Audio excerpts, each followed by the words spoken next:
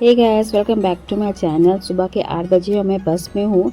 मैं एक दिन पहले वोट देने के लिए अपने होम टाउन आई थी। फिर मैं जॉब प्लेस पे मेरा जहाँ जॉब है रांची में, वो रिटर्न जा रही हूँ।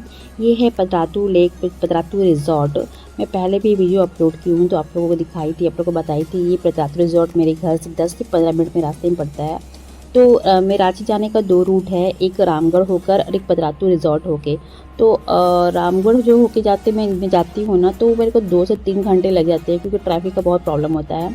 और पतरातू रिजॉर्ट जो है ना, वो गांव एरिया है। यहाँ पर ट्रैफिक का कोई इशू नहीं होता है। ट्रैफिक का इशू सिर्फ जनवरी और फरवरी में होता है क्योंकि यहाँ पे रिजॉर्ट में लोग पिकनिक के लिए आते हैं, फैमिली के साथ टूर करने आते हैं, वीडियो बनाने, रील बनाने के लिए लोग आते हैं। तो वोट था ना, तो वोट होने की वजह से बस भी बिल्कुल नहीं चल रही थी। 2 या 3 बस चल रही थी और सारी बस बहुत बहुत अधिक भीड़ था। मेरे को एक बस में मेरे को जाने के लिए मिला, लेकिन वो भी मेरे को फ्रंट सीट मिला। तो मैं सोची चलो ठीक है, ड्राइवर के पास में ही मैं फ्रंट सीट में बैठी। तो मैं चलो ठीक है, इसी बहाने मेरे को वीडियो शूट भी हो जाएगा। और मैं पहुंच चुकी थी, एटलीस्ट मैं 1.5 घंटे पहले मैं रांची पहुंच चुकी थी। मैं सोची कि 1.5 घंटे में कहाँ टाइम पास करूँ, तो मैं एक स्मार्ट बाज़ार में चली गई थी। पहले ये बिग बाज़ार था, उसके बाद ये फिर स्मार्ट बाज़ार बन गया। ये ग्रॉसरी, फर्स्ट फ्लोर में ग्रॉसरी सेंटर था। मुझे कुछ ग्रॉसरी खरीदना नहीं था और मैं ग्रॉसरी खरीद के मैं ऑफिस क्या में लेके जाती, मेरे लिए पॉसिबल नहीं हो पाता। फिर मैं सेकेंड फ्लोर चली गई थी। फिर सेकेंड फ्लोर जाने के बाद वहाँ पे लेडीज़ काउंटर था, मतलब लेडीज़ के सारे कपड़े थे। तो मेरे को कपड़े लेना नहीं था, बट मेरे को 1-2 ड्रेस मेरे को पसंद आ गया, तो मैं चूज़ कर ली और मेरे को वो अच्छा लगा। तो मैं अच्छा लगने की वजह से मैं ले तो ली, लेकिन मेरे को एक ड्रेस का साइज़ बिल्कुल नहीं मिला।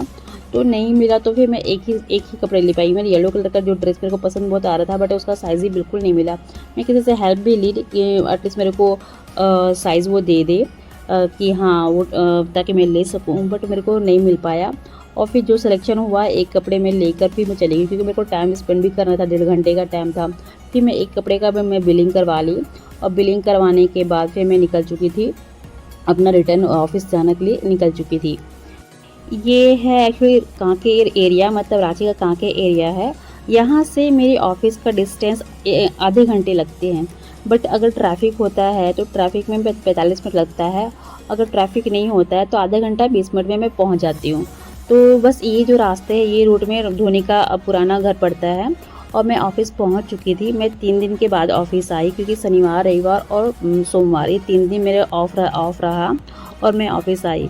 ऑफिस आने के बाद मुझे पता था कि मेरी जगह पे पूरे लोग कचड़े कर देंगे, गंदे कर देंगे, क्योंकि जनरली हम नहीं होते हैं ना, तो सब बैठते हैं। उसके बाद सब पेपर सब बिखर देते हैं। फिर मेरे पास बहुत सारा काम पेंटिंग पड़ा हुआ था, बहुत सारे काम मेरे को, इतने सारे काम थे कि मैं सोचा कि 3 दिन में मेरे इतना सारा, मेरे पास में सारा डेस्क के पास में पूरा फाइल पड़े हुए थे। और जनरली जब मेरा सेक्शन का जो काम होता है ना, तो मैं ही करती हूँ। मेरा सेक्शन का काम कोई और नहीं करता है, कोई और बंदा नहीं कर पाएगा और ना वो करता भी है।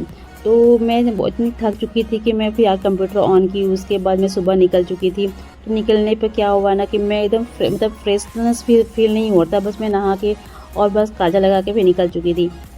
फिर मैं आई हूँ। फिर सबसे पहले मैं पापा को फ़ोन की, अपनी छोटी बहन को फ़ोन की कि एटलीस्ट मैं टाइम पे पहुँच गई हूँ, क्योंकि घर पे अगर घर से निकलते हैं ना, तो फ़ोन करके बताना ज़रूरी होता है कि मैं हाँ एटलीस्ट मैं टाइम पर पहुँच गई हूँ, तो परेशान होते रहेंगे।